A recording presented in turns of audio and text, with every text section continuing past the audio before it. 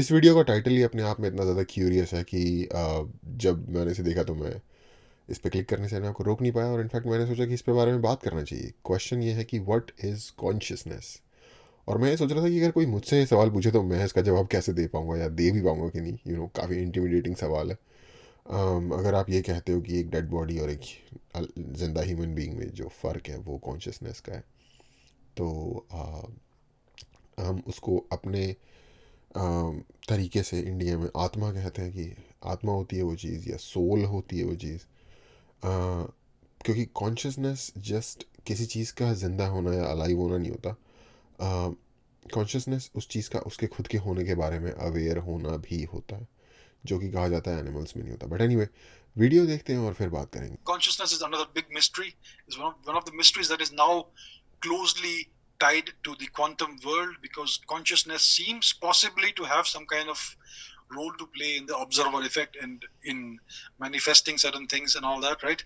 So we don't have a clear definition of consciousness. We don't have the vaguest definition of what consciousness is.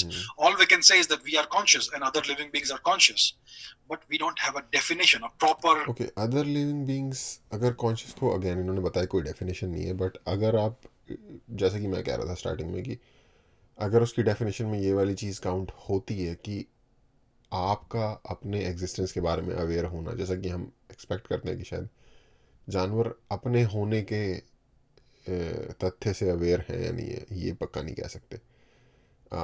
Most likely नहीं है। But हम क्योंकि उनके दिमाग में नहीं बैठे हुए तो इसलिए हमें पता नहीं है। हम हैं डेफिनेटली, क्योंकि हमें पता है उस बारे में। तो अगर उस चीज़ को इंक्लूड करेंगे तो क्या अदर जो दूसरे जीव हैं उनको कंसिडर किया जा सकता है कॉन्शियसनेस में कि नहीं, ये question. Unambiguous scientific definition of what consciousness is. So that's another matter of great debate right now. It is now, consciousness is now beginning to enter the realm of science. Until now, it's been in the realm of philosophy and spirituality, which is separate from science. It is not scientific. But today, because of quantum mechanics, we are increasingly trying to understand the phenomenon of consciousness. Is it an emergent phenomenon or is it something else? Uh, Many scientists would tell you that consciousness emerges out of the out of the biochemical reactions within the brain. So that is one possibility. Other scientists would strongly disagree with that.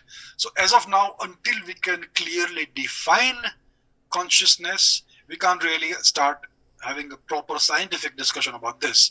So it's a matter of great discussion and debate right now, but it's not firmly entered the realm of science. It's still quite hazy and vague. Okay, Consciousness.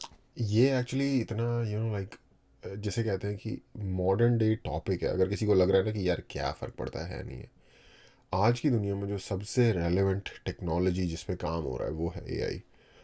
और AI के बारे में जैसे Elon Musk वगैरह या और भी उस तरीके के समझदार लोगों ने जो बातें कही हैं कि भाई ये एक ऐसी चीज़ है कि जिसको बहुत केयरफुली हैंडल करने की ज़रूरत है, क्योंकि अगर ये हाथ से निकल गई तो हमारा एक्सटिंक्शन भी हो सकता है। थोड़े दिन पहले मैं अटैक ऑन टाइटन देख रहा था। एक्चुअली मैं पूरा कंप्लीटली देख चुका हूँ, और मैं दोबारा देख रहा हूँ, और मैं दोबारा कंप्लीट करने वाला हूँ उसे एक्चुअली।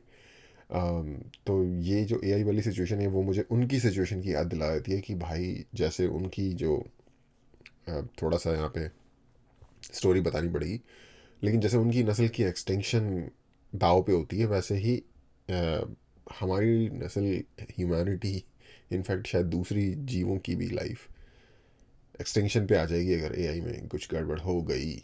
और वो गड़बड़ एक्चुअली यही है कि अगर वो कॉन्शियस हो जाए अपने बारे में, तो given it's capacities and capabilities वो हमें चुटकियों में गायब कर देंगे।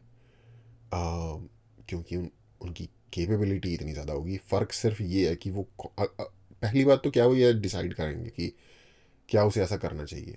ये तभी डिसाइड हो पाएगा अगर वो कॉन्शियस हो जाए, और वो कॉन्शियस होने के बाद उनकी मोरालिटी हमारे जैसी हो या टोटली लाइक ए मोरल हो वो। तो और फिर उनके उस हिसाब से बेनिफिट्स क्या होंगे, या उनके उनके गोल्स क्या होंगे, या उनके इंटरेस्ट्स क्या होंगे, उस चीज़ पर डिपेंड करेगा कि क्या वो हमें लाइक इनवैलिड करना चाहें, हमें वो डिस्पैच करना चाहें दुनिया से। तो इसलिए मुझे लगता है कि काफ़ी इंटरेस्टिंग टॉपिक है कॉन्शियसनेस का, इवन लाइक जाइटगाइस्ट, मॉडर्न जाइटगाइस्ट में भी। दूसरी चीज़ बात करते हैं इनकी वीडियो में, इन्होंने एक्चुअली, मुझे लग रहा था कि ये शायद एक फ़िलोसॉफिकल वे से बैकग्राउंड से आएंगे इस क्वेश्चन के आंसर पे, बट ये आए एक साइंटिफिक बैकग्राउंड से, जो कि टोटली अंडरस्टैंडेबल है क्योंकि इनका बैकग्राउंड उस तरीके का स्पिरिचुअल फिलोसॉफिकल बैकग्राउंड इन्होंने नहीं चूज़ किया। इन्होंने बताया कि साइंटिफिकली कोई स्पेसिफिक डेफिनेशन नहीं है। अ, मुझे तो एक्चुअली ज़्यादा आइडिया भी नहीं है कि साइंस में इस चीज़ पे कुछ काम हो भी रहा है, क्या हो रहा है। मैं अपने एंड से जो बातें कर रहा था वो एक फिलोसॉफी या स्पिरिचुअलिटी के मोर मोर टूवर्ड्स फिलोसफी के एंड से बात कर रहा था, और वो भी कोई एब्सोल्युटली श्योर चीज़ नहीं है कि क्या है कॉन्शियसनेस, या फिर इसके दायरे में क्या क्या आता है, इसकी डेफिनेशन एग्जैक्टली क्या है।